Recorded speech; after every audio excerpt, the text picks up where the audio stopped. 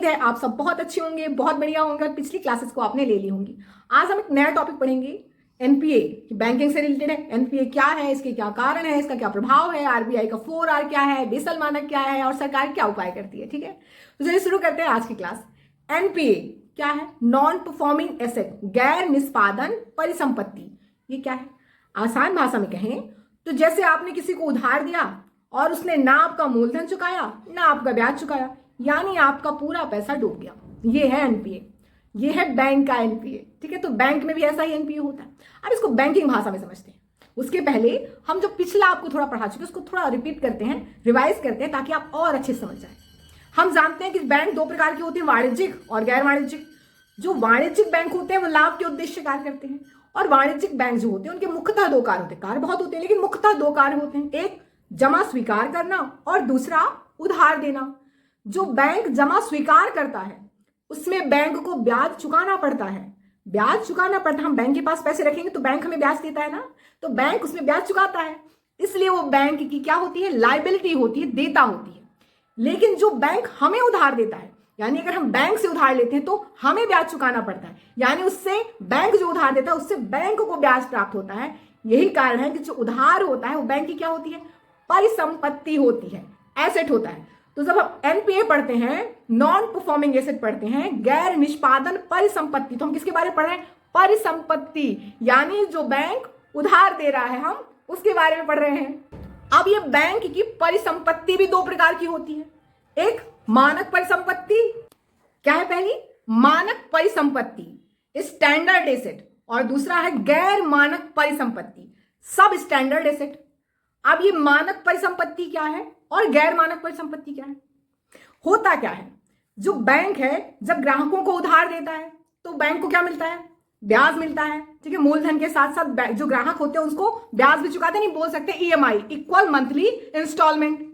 Bank एक काम करता है, जब बैंक से आप उधार लेते हैं तो बैंक जो प्रारंभ का जो समय होता है, यानी प्रारंभिक वर्ष में क्या करता है? सबसे पहले वो क्या करता है? ब्याज जो आपने बैंक आपको उधार देता है और जब आप उसको चुकाते हैं ईएमआई, तो उसमें बैंक क्या करता है? सबसे पहले का जो वर्ष होता है, शुरुआती जो समय होता है, तो शुरुआती समय में वो ईएमआई में ब्याज ज्यादा वसूलता है और मूलधन कम लेता है, और बाद के समय में वो क्या करता है? मूलधन ज्यादा लेता है और ब्याज कम कर देता है। यानी ऐसे समझिए कि आप 100 रुपए चुका रहे हैं अगर शुरुआत में, तो आपका 90 रुपए क्या होगा? ब्याज होगा। 10 रुपए मूलधन वो आपसे ले रहा है, लेकिन लास्ट में इस रेशियो को उलट देता है, यानी आप 90 रुपए उसका मूलधन चुका रहे होते हैं और 10 रुपए ब्याज चुका रहे होते हैं। इसे बैंक की कौन सी पद्धति बोलते हैं? Amortisation method. ये बैंकों का क्या है? Amortisation method. तो जब कोई ग्राहक है जिसने उधार लिया है, जब बैंक को समय से ब्याज या मूलधन यानी ईएमआई समय पर चुका नहीं पाता, तो बैंक की कौन सी संपत्ति होती है? गैर मानक परिसंपत्ति, सब स्टैंडर्ड एसेट। लेकिन जब बैंक को वो उसका उधार या ब्याज मूलधन यानी ईएमआई समय पे चुका देता है उसका कस्टमर, ग्राहक जिसने उधार लिया है, तो वो बैंक की मानक परिसंपत्ति होती है, स्टैंडर्ड एसेट होता है। तो अगर अब हम बैंकिंग भाषा में एनपीए को परिभाषित करें तो आरबीआई ने एनपीए की परिभाषा दी, और आरबीआई एनपीए को परिभाषित करते हुए कहता है कि अगर किसी बैंक ने किसी को ऋण दिया यानी उधार दिया है और बैंक को उसका मूलधन और ब्याज लगातार 90 दिन तक प्राप्त ना हो, तो वह धन बैंक का एनपीए माना जाएगा। लगातार का मतलब, अगर आपने उधार लिया, आपने 1 महीने नहीं दिया, लेकिन तीसरे महीने आप जाकर चुकाते हैं, यानी 10 दिन 30 दिन बाद 60 दिन बाद आप 90वें दिन आते आते आपने चुका दिया, तो फिर वो एनपीए नहीं माना जाएगा। लगातार मतलब लगातार, ठीक है, 1 से 90 दिन तक। तो आरबीआई कहता है कि बैंक द्वारा दिया गया वह ऋण जिस पर बैंक को लगातार 90 दिन तक मूलधन या ब्याज नहीं प्राप्त होता, तो वह बैंक का एनपीए माना जाता है। अब कृषि क्षेत्र में एनपीए क्या है? कृषि क्षेत्र में एनपीए का मतलब होता है कि बैंक द्वारा लिया गया वह ऋण या उधार कृषि क्षेत्र में जो बैंक को लगातार दो फसल, दो कौन सी?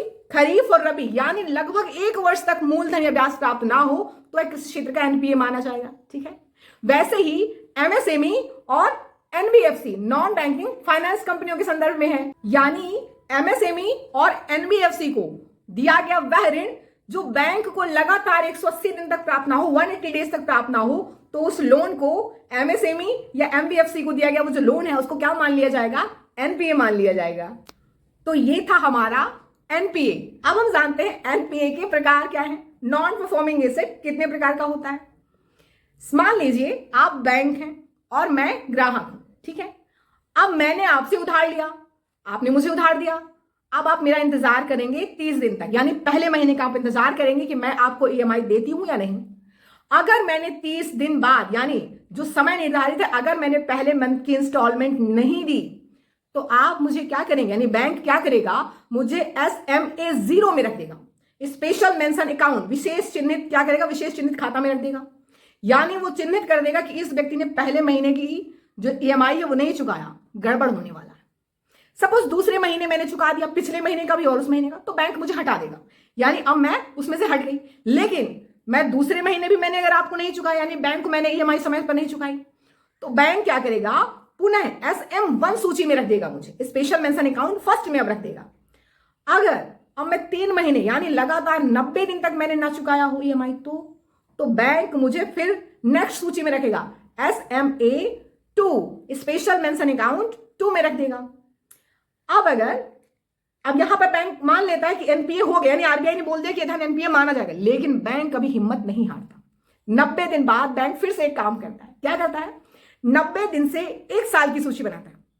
यानी अगर आप 90 दिन से 1 साल के बीच में भी आ जाते हैं तो वो एनपीए से आपको हटा देता है। लेकिन अगर आप 90 दिन से 1 साल तक भी नहीं आते हैं तो बैंक आपको किस में रख देता है, आपको जो आपने जो नहीं चुकाया उसको सब स्टैंडर्ड में रख देता है, गैर मानक में, यानी एकदम ठेठ भाषा में कहें तो घटिया में रख देते हैं, घटिया उधार। ठीक है, नेक्स्ट, अब 90 दिन से, अभी 1 साल का समय बैंक ने दे दिया, अब बैंक फिर इंतजार करेगा कि 90 दिन से 2 साल तक का वो समय देता है कि शायद अब आ जाए, आप शायद अब आप चुका दें उनका मूलधन और ब्याज ईएमआई समय पर। लेकिन अगर आप 2 साल तक भी नहीं चुकाते हैं तो बैंक आपको नेक्स्ट एक और सूची है, डाउटफुल में रख देता है, संदिग्ध में रख देता है। बैंक फिर हिम्मत नहीं हारता, बैंक फिर आपको एक नई सूची में रखता है 90 दिन से 3 साल के लिए। और अगर आप तब भी नहीं चुकाते हैं तो बैंक आपको ये जो संपत्ति है जो उसने उधार दिया उसको क्षति परिसंपत्ति घोषित कर देता है, लॉस एसेट घोषित कर देता है। यानी अब बैंक समझ चुका है, मान चुका होता है इन 3 सालों तक इंतजार करते करते कि आप नहीं आएंगे, आप उनका मूलधन नहीं चुकाएंगे और ना आप उनका ब्याज उन्हें चुकाएंगे। तो इस प्रकार एनपीए 3 प्रकार के हुए। कौन कौन से, गैर मानक परिसंपत्ति जिसमें हमने 90 से 1 साल तक का समय रखा, दूसरा संदिग्ध परिसंपत्ति जिसमें 90 से 2 साल तक का समय है, टाइम पीरियड है, तीसरा क्षति परिसंपत्ति जिसका समय कितना है, 90 से 3 साल का समय। ठीक है, पहला गैर मानक 90 से 1 साल, संदिग्ध 90 से 2 साल, 90 से 2 साल, और तीसरा क्षति परिसंपत्ति 90 से 3 साल का समय। ये हमारे एनपीए के क्या हुए, प्रकार हो गए। तो 3 साल बाद अब बैंक क्या करेगा, भाई आपने लोन लिया होगा, उधार लिया होगा बैंक से, तो आपने बैंक के पास कुछ गिरवी भी तो रखा होगा। तो 3 सालों बाद अब बैंक क्या करेगा, जो उसके पास गिरवी रखी है आपकी संपत्ति, उसको वो बेचने का प्रयास करेगा और अपना जो उधार है उसकी क्षतिपूर्ति, यानी जो अपनी क्षतिपूर्ति है उसको करने का प्रयास करता है। यही कारण है कि जो एनपीए है, नॉन परफॉर्मिंग एसेट है, उसको बैड या खराब लोन भी कहा जाता है। भारत में एनपीए के क्या कारण है, यानी जो बैंक है उनका जो धन है वो एनपीए क्यों हो जाता है। पहला कारण टीजर लोन, इसको बोलते हैं लोक लुभावन ऋण। टीज वर्ड आपने इंग्लिश में सुना होगा, टीज मतलब किसी को चिढ़ाना या सताना। तो टीजर लोन क्या होता है, टीजर लोन ऐसे होता है, पैसे समझिए कि जैसे आप मार्केट में गए, ठीक है, हर जगह टमाटर करीब 50 रुपए किलो है, ठीक है, लेकिन एक टमाटर वाला बोल रहा है 40 रुपए किलो, 40 रुपए किलो, और आपने सोचा यार सब तो 50 में दे रहे हैं, 40 में दे रहा है, और दिख भी रहा उसका वैसा ही टमाटर। और जब आप पास में पहुंचते हैं तो एक छोटी सी गड्डी अलग रखता है, एक छोटा सा ढेर अलग से बना के रखता है और बोलता है ये जो है छोटा वाला, ये जो सड़ा सड़ा सा जिसमें रख रखा है दबे कुचले से टमाटर, ये 40 का है, ये वाला तो 50 का ही है। अब आपको अच्छी गुस्सा आती है कि यार ये जो तेरा अच्छा वाला 50 का है वो तो हर कोई दे रहा है, मतलब तू सड़ा हमें बेचने के लिए 40 बोल रहा है। तो आपको गुस्सा आती है, उसने चिढ़ा दिया आपको, आप उतनी दूर से आए यार वो 40 का दे रहा है, चलो उसके पास लेते हैं। ऐसे ही बैंक करते हैं कभी कभी, इसको बोलते हैं लोक लुभावन ऋण। यानी बैंक क्या करते हैं, बोलते हैं कि जैसे आपको होम लोन लेना है, कार लोन लेना है बिजनेस के लिए, तो बोलते हैं कि हम आपको 5% में दे रहे हैं। मान लीजिए कि उसने बोला कि 5% में दे रहे हैं, बाद में क्या करते हैं अपने ब्याज दरों में वृद्धि करते रहते हैं, यानी 5 से शुरू किया था और 15 तक ले गए। अब आपको अच्छी चिड़ मच रही है, भाई आपने तो इसलिए लिया था ना कि आपने 5% में लिया था, आपने सोचा कि मैं चुकाता रहूंगा आराम से, आपने अपनी क्षमता के अनुसार, हर व्यक्ति अपनी क्षमता जान लेता है कि भाई मेरे को 5% में चुकाना तो मैं चुका दूंगा।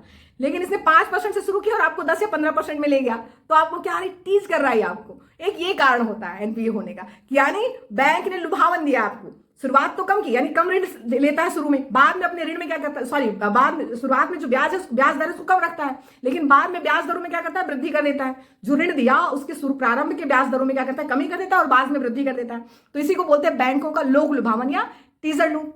दूसरा है प्रतिस्पर्धा के कारण जल्दबाजी करना। भाई ये दूसरा बैंक ज्यादा न उधार दे दे, उसकी साख क्षमता बढ़ रही है, उसकी परिसंपत्ति में वृद्धि हो रही है, तो बैंकों में जो प्रतिस्पर्धा होती है, तो प्रतिस्पर्धा के कारण भी दूसरा कारण है जल्दबाजी हो जाती है। ठीक है, ये बैंकों के एनपीए होने का दूसरा कारण है। तीसरा कारण है कि बैंकों द्वारा केवाईसी तथा सिबिल मानक का पालन ना किया जाना। केवाईसी मतलब होता है नो योर कस्टमर, यानी अपने कस्टमर की अच्छी से जांच परख नहीं की कि भाई ये कहाँ का है, इसका आधार कार्ड सही है कि नहीं, ये जो गिरवी रखने के लिए लाया है कागज वो सही है कि नहीं, मतलब अपने कस्टमर को उन्होंने अच्छे से जान पहचान नहीं की। आपने बैंकों में जाते हो तो लिखा रहता है know your customer, know your customer, अपने ग्राहकों को जाने, है ना।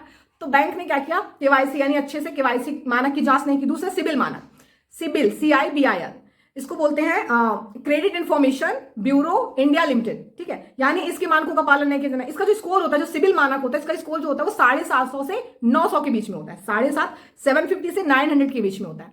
ये जिनके पास पैन कार्ड होता है, पैन कार्ड धारकों जो होते हैं उन्हीं का आप सिविल स्कोर निकाल सकते हैं। ठीक है, या लाभ उठा सकते हैं। अच्छा, तो सिविल स्कोर क्या होता है, देखो होता क्या है कि जैसे आप बिजली का बिल चुकाते होंगे, बिजली का बिल तो आता होगा, पानी का बिल, ठीक है, जितने भी आपके बिल होते हैं इत्यादि, या फिर आपने कभी उधार लिया हो बैंक से और आपने समय पे चुका दिया हो, तो माना जाता है कि इसका सिविल स्कोर अच्छा है। ठीक है, अगर आप बिजली का बिल नहीं समय से चुकाते, पानी का बिल नहीं चुकाते, लोन ले लिया कभी किसी बैंक से तो उसको भी समय पे नहीं चुकाया, तो यानी माना जाता है कि इस व्यक्ति का सिविल स्कोर अच्छा नहीं है। Credit information bureau of India limited, यानी इसका सिविल स्कोर अच्छा नहीं है। तो अगर किसी व्यक्ति या कंपनी का सिविल स्कोर 750 से ऊंचा है या 750 से अधिक है, तो माना जाता है कि इसका सिविल मानक अच्छा है। ठीक है, या उसकी गुडविल अच्छी मानी, उसकी साख क्षमता व्यक्ति या कंपनी की अच्छी मानी। अगर 750 से कम है तो उसका सिविल स्कोर अगर कम है 750 से, तो उसकी साख क्षमता, उसकी क्रेडिबिलिटी अच्छी नहीं मानी जाती है। तो बैंक को चाहिए कि वो केवाईसी और सिविल स्कोर मानक का भी पालन करे, चेक कर ले, जांच कर ले। ठीक है, चौथा जो अहम कारण है, आधारभूत संरचना में किया गया निवेश या आधारभूत संरचना में दिया गया ऋण। आधारभूत संरचना में दिया गया ऋण या उधार। अब आधारभूत संरचना में दिया गया ऋण या उधार एनपीए कैसे होता है? आधारभूत संरचना का मतलब आप जानते हैं, ऐसे यानी जो संरचना सहायता के लिए जो उधार दिया जाता है, जैसे रेल हो गया, सड़क हो गया, बंदरगाह, ठीक है, विद्युत इत्यादि के लिए जो कच्चा तेल इत्यादि के लिए जो उधार दिया जाता है, वो क्या होते हैं, हमारे आधारभूत संरचना के उधार होते हैं। और आधारभूत संरचना की दो मुख्य विशेषताएं होती हैं। एक होता है उच्च डूब लागत, हाई संक जो कॉस्ट होता है, और दूसरा होता है निर्माण की लंबी अवधि। ये क्या है, हमारा आधारभूत संरचना की दो विशेषताएं होती है। यानी उच्च डूब लागत का मतलब होता है कि जैसे मुझे आधारभूत संरचना, यानी मुझे सड़क के लिए क्या करना है, मैंने लोन ले लिया बैंक से, अब मैंने सड़क बनवाई, अब मैंने सड़क बनवाई कि भाई सड़क बन जाएगी, वाहन चलेंगे, टोल मिलेगा, ठीक है, टोल टैक्स जो मिलता है, लेकिन मेरी सड़क ही नहीं पूरी बन पाई, आधे में रुक गई, माना गवर्नमेंट बदल गई, या फिर टेंडर में ये हुआ कि भाई टेंडर गलत पारित हो गया सॉरी, या फिर आपके नक्शे में कमी निकाल दी, यानी किसी तरह से अवरोध आ गया। ठीक है, तो अगर आपका जो आधारभूत संरचना थी, वो तो आधारभूत संरचना के निर्माण में एक लंबा समय लगता है, उच्च लागत लगती है, अगर वो पूरा ना हो पाया तो क्या होगा, मेरी सड़क पूरी नहीं बनेगी, उसमें से लोग नहीं निकलेंगे, आधा अधूरे काम में नहीं निकलेंगे, मैं उससे टैक्स कैसे वसूलूंगी, टोल टैक्स, है ना। तो यानी काम या निर्माण अच्छा नहीं हुआ, लंबा समय तक चला, आधे से आधी संपत्ति लग गई, वही ना कि खोदा पहाड़ निकले चुईहा, ऐसी अगर हालत हुई तो क्या होता है, बैंक का धन 100% एनपीए हो जाएगा। तो आधारभूत संरचना में दिया गया जो ऋण होता है, उसमें आधारभूत संरचना में दिया गया ऋण भी एक कारण होता है बैंकों के क्या होने का, एनपीए होने का। नेक्स्ट हमारा एनपीए का एक कारण है इरादतन चूक करता, इरादतन विलफुल डिफॉल्टर। अब ये विलफुल डिफॉल्टर क्या होते हैं, इरादतन मतलब उनका इरादा पहले से था बैंक का धन का क्या करना, एनपीए करना। ठीक है, तो आरबीआई ने कहा कि यदि किसी व्यक्ति के पास या किसी व्यक्ति ने 25 लाख या इससे अधिक का उधार लिया है और वो निम्न उसमें लक्षण दिखाई दें, तो समझ चाहिए धन का एनपीए होगा। और ये कैसा एनपीए होगा, इरादतन चूक। ठीक है, इरादतन चूक मतलब उसके पास धन हो लेकिन फिर भी वो लोन ना चुका रहा हो, पहला कारण। दूसरा हो सकता है उसने उधार लेकर विदेशों में भेज दिया हो, जैसे बहुत सारे आपने देखा होगा, जैसे विजय माल्या, नीरव मोदी, लोग क्या किए, पैसे लिए और भग गए, तो ये एक कारण होता है बैंक का, ये इरादतन चूक होती है, उनको पहले से पता था कि हमें भग जाना है। ठीक है, एक और कारण होता है, जैसे आप जानते हैं कि हर जो उधार होता है उसके अलग अलग इंटरेस्ट होते हैं। जैसे होम लोन है, इसका ब्याज दर अलग होता है, कार लोन है उसका ब्याज दर अलग होता है, बिजनेस के लिए आप लेते हैं तो उसके लिए अलग होता है। जैसे बिजनेस के लिए लेते हैं तो थोड़ा महंगा इंटरेस्ट देते हैं। तो सपोज आपको बिजनेस के लिए चाहिए था, लेकिन आपने उनको होम लोन या कार लोन बोल के ले लिया पैसा। ठीक है, अब क्या हुआ, बैंक को आप समय से ईएमआई तो चुका रहे हैं, लेकिन आपने होम लोन बोल के लिया था या फिर कार लोन बोल के लिया था, जबकि आपने बिजनेस में लगा दिया, तो यह भी क्या है, इरादतन चूक है, यह गलत माना जाता है। ठीक है, तो यह भी इरादतन चूक में आ जाता है। अच्छा, किसी की गिरवी रखी जो संपत्ति होती है तो गैर कानूनी तरीके से विक्रय कर देना। विक्रय कर देना कैसे, जैसे आपने बैंक से उधार लिया और बैंक के पास आपने कोई गिरवी रख दी, सपोज आपने कोई जमीन है उसकी प्रॉपर्टी रख दी और आपने उस प्रॉपर्टी के एक डुप्लीकेट कागज बनवा लिए। आपने बैंक के पास तो अपनी जो प्रॉपर्टी के कागज है उसको रखा हुआ है गिरवी प्रूफ के तौर पे, लेकिन आपने उसकी डुप्लीकेट कागज बनवाया और उसको अपनी संपत्ति को बेच भी लिया, संपत्ति को भी बेच लिया, बैंक के धन को भी हड़प लिया। तो यह क्या होता है, एक प्रकार का इरादतन चूक बोला जाता है। नेक्स्ट जो हमारा एनपीओ होने का कारण, DRT, date recovery tribunal. Date recovery tribunal की अकार्यकुशलता भी क्या होती है, एनपीओ होने का कारण होती है। बैंक जो होते हैं, देखो दो लोगों को लोन देते हैं। मान लीजिए एक होता है कंपनी, मुख्यतः दो लोग, एक होता है कंपनी और एक होता है व्यक्ति। व्यक्ति में कोई भी, खुदरा रिटेल, ठीक है। तो एक कंपनी के तौर पे जो लोन लेते हैं और एक होता है व्यक्तिगत जो लोन लेते हैं। तो यानी बैंक द्वारा एक व्यक्ति को लोन दिया जा रहा है और एक कंपनी को लोन दिया जा रहा है। अगर व्यक्ति किसी लोन, यानी व्यक्ति को दिया गया लोन या उधार एनपीए होता है, तो उसकी सुनवाई कहां पे होती है, आरटी में, डेट रिकवरी ट्रिब्यूनल में होती है। इसकी स्थापना 1993 में हुई थी। ठीक है, ये लगभग 6 महीने में सुनवाई कर देता है।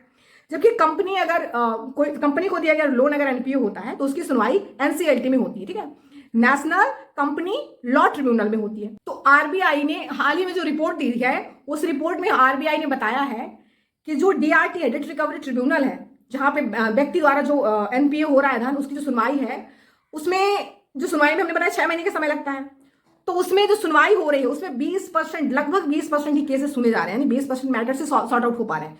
यानी 100 में से 20 हो रहे हैं, 80 नहीं हो पा रहे हैं। तो यानी ये क्या दर्शा रहा है, डीआरटी की आकार कुशलता। डीआरटी की आकार कुशलता भी क्या हुई, हमारी एनपीए होने का एक कारण होता है। नेक्स्ट एक और अहम जो कारण बताया जाता है बैंकों के धन का एनपीए होने का, वो है द्वितुलन पत्र समस्या, ट्विन बैलेंस शीट प्रॉब्लम। अब ट्विन बैलेंस शीट प्रॉब्लम क्या है, जो तुलन पत्र होता है ये एक निश्चित समय में बनाया जाता है। जो बैंक या किसी भी कंपनी की क्या करता है, उसकी वित्तीय संपत्ति को दर्शाता है, यानी वित्तीय स्थिति को दर्शाता है कि उसकी वित्तीय स्थिति कैसी है।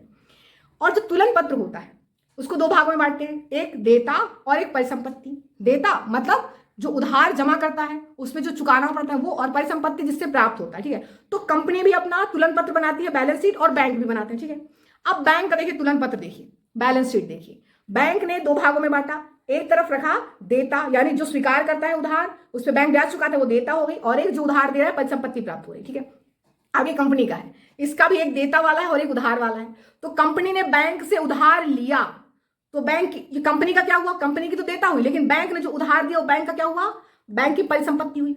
अब अगर कंपनी का धन, यानी कंपनी लॉस में चली जाती है या किसी भी कारणवश जिस वजह से उसने उधार लिया था वो नहीं चुका पा रही है, यानी इसकी जो देता है वो क्या हो रही है, प्रभावित हो रही है। तो इसकी देता किसको प्रभावित कर रही है, इसकी परिसंपत्ति को प्रभावित कर रही है, यानी ये चुकाएगा नहीं तो इसकी परिसंपत्ति वाला कॉलम, एसेट वाला कॉलम प्रभावित हो रहा है, यानी एक का बैलेंस शीट दूसरे के बैलेंस शीट पर प्रभाव डाल रहा है। इसी को बोलते हैं द्वितुलन पत्र समस्या, ट्विन बैलेंस शीट प्रॉब्लम। यानी एक की जो देता होती है, एक की परिसंपत्ति होती है, एक का जो तुलन पत्र होता है वो दूसरे को प्रभावित करता है। आप बांट दीजिएगा, ऐसा तुलन पत्र बनाएगा बैंक का और एक कंपनी का। बैंक का लिखेगा देता और लिखेगा परिसंपत्ति, दूसरे कंपनी का बनाएगा देता और परिसंपत्ति। बैंक ने उधार दिया, परिसंपत्ति हुई बैंक की, कंपनी ने उधार लिया, कंपनी की देता। अब देता का कॉलम गड़बड़ा रहा है, यानी जो कंपनी है वो उधार नहीं दे चुका पा रही है, ब्याज नहीं चुका पा रही है, ईएमआई चुका नहीं पा रही है, किसी कारणवश वो लॉस में चली गई। अब कंपनी की देता प्रभावित हो रही है, इसका बैलेंस शीट प्रभावित हो रहा है, तो इसका भी बैलेंस शीट क्या करेगा, वो प्रभावित कर देता है। और हमेशा याद रखना, जो तुलन पत्र होता है कुल संपत्ति का जो योग होता है उसकी कुल देता के बराबर होता है, एसेट और लायबिलिटी दोनों क्या होते हैं, बराबर होते हैं, किसमें, तुलन पत्र। तो इसी को बोला जाता है द्वितुलन पत्र समस्या, यानी एक का बैलेंस शीट दूसरे को प्रभावित कर रहा होता है। अब अगर बैंकों का धन एनपीए ऐसे ही होता रहा तो इस पर बैंक के एनपीए का क्या प्रभाव पड़ता है, यानी बैंकों के एनपीए का बैंकों पर क्या प्रभाव पड़ता है। पहला, बैंकों की साख सृजन क्षमता कम होती है। साख सृजन मतलब उधार देने की क्षमता। भाई बैंक ने तो उधार दिया था कि मेरा मूलधन प्राप्त होगा, मुझे ब्याज प्राप्त होगा, मैं और उधार दूंगा, फिर मेरी संपत्ति में वृद्धि होगी, मेरी संपत्ति में वृद्धि होगी, उसमें निर्माण होगा। लेकिन चूंकि बैंक का धन एनपीए हो गया, उसका ना मूलधन मिला ना उसका ब्याज मिला, तो यानी बैंक की साख सृजन में कमी कर रहा है। ठीक है, जो पैसा था, धन था, वो भी बेचारे का चला गया। तो पहला, बैंक का जो एनपीए होता है वो बैंक की साख सृजन क्षमता को क्या करता है, प्रभावित करता है। दूसरा, यह बैंक के लाभ को भी प्रभावित करता है, बैंक के प्रॉफिट को प्रभावित करता है। क्यों, क्योंकि उसने उधार दिया था कि मुझे ब्याज मिलेगा, वो नहीं मिला और ऊपर से लॉस में भी चला गया, तो यानी उसने क्या किया, बैंक के लाभ को भी प्रभावित किया। तीसरा, ये जो बैंक की जो साख क्षमता है, गुडविल है, उसको भी प्रभावित करती है, यानी जो निवेशक हैं बाजार में निवेश करेंगे बैंक में निवेश करने के बजाय। क्यों, बैंकों की साक्षरण क्षमता को कैसे प्रभावित कर रही है? साक्षरण क्षमता को ऐसे प्रभावित कर रही है, गुडविल को यहाँ पर मतलब है, वो उधार देने वाली क्षमता नहीं है। तो गुडविल जिसकी साक्षरण क्षमता कैसे प्रभावित हो रही है, देखो कि अगर बैंक का धन ज्यादा से ज्यादा एनपीए हो रहा है तो निवेशक क्यों निवेश करेगा? उसे तो लगेगा भाई ये लॉस में चला गया, कभी ये बैंक डूब गया, बंद हो गया, तो क्यों निवेश करेगा कोई? इसलिए बैंक का अधिक से अधिक धन अगर एनपीए होता है तो निवेशक भी डरते हैं, वो निवेश करने से बचते हैं, यानी इससे बैंकों की साक्षरण क्या होती है? प्रभावित होती है। बैंकों का धन अगर एनपीए होता है तो एक और समस्या हो सकती है, बैंक अपने ब्याज दरों में वृद्धि कर सकते हैं। बैंक अपने ब्याज दरों में क्या कर सकते हैं? वृद्धि कर सकते हैं। अब बैंक अगर अपने ब्याज दरों में वृद्धि करेंगे तो क्या होगा? लोन महंगा होगा, यानी लागत जन्य मुद्रास्फीति बढ़ने का खतरा हो सकता है। लागत जन्य मुद्रास्फीति मतलब सपोज मैं इस पेंसिल को मैन्युफैक्चरिंग करती हूं और मैंने बैंक से उधार लिया, अब मुझे लोन ही महंगा मिला, मुझे लोन महंगा ही मिला, यानी मेरी कॉस्ट ही महंगी पड़ रही है। पहले मैं 2 रुपए में बनाती थी, मुझे बैंक ने लोन महंगा दिया तो मैं इसको 5 रुपए में बना रही हूँ, क्योंकि मुझे बैंक का भी चुकाना है, तो यानी मेरी लागत महंगी पड़ रही है। ठीक है, पेंशन महंगी नहीं थी, अगर बैंक ने मुझे सस्ते में लोन दिया होता, उधार दिया होता, तो मेरे को इतना लागत नहीं पड़ता। तो ये जो मार्केट में अब जो महंगाई आ रही है, यानी ये जो मेरा सामान महंगा हो रहा है, क्यों महंगा हो रहा है? क्योंकि मेरी जो लागत है वो ही महंगा पड़ रहा है, कॉस्ट ही जो मेरी है वो महंगी पड़ रही है। तो लागत जन में वृद्धि होने के कारण क्या होता है? लागत जन मुद्रास्फीति बढ़ने का क्या होता है? खतरा होता है। अब ब्याज दरों में अगर वृद्धि हो रही है तो हमने बताया था कि ब्याज दरों में वृद्धि होगी तो बॉन्ड के यील्ड में भी वृद्धि होगी। बॉन्ड के यील्ड में वृद्धि क्यों होगी? भाई बैंक अपने उधार के ब्याज दर में थोड़ी ना वृद्धि करता है, वो तो जमा के ब्याज दर में भी वृद्धि करता है। तो निवेशक बैंक में जमा करना पसंद करेंगे तो बॉन्ड की मांग कम हो जाएगी। बॉन्ड की मांग कम होने का मतलब किसी चीज की मांग कम होना, उसके मूल्य में कमी। तो बॉन्ड के मूल्य में कमी आना यानी उसका जो यील्ड है, यानी उसका जो रिटर्न है वो बढ़ जाएगा, वो महंगा हो जाएगा, है ना। मूल्य में कमी तो बॉन्ड का यील्ड क्या होता है? बढ़ जाता है।